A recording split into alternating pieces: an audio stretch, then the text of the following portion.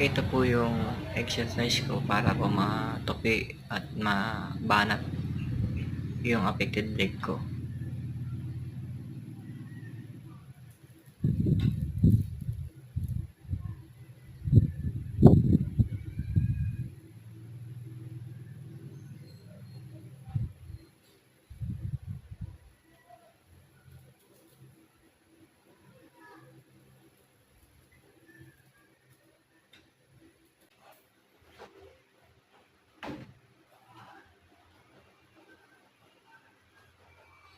At ito naman po, stretching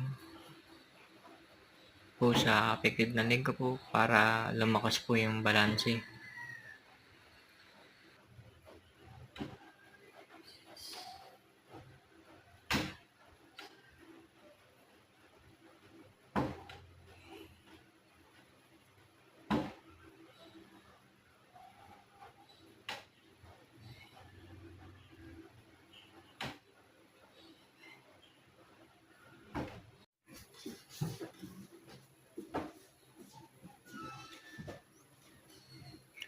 Ito po yung ginagawa ko para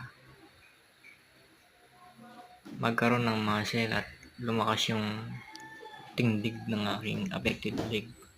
Squat po. At 15 repetition sa 2 set lang po. Araw-araw ko po itong ginagawa.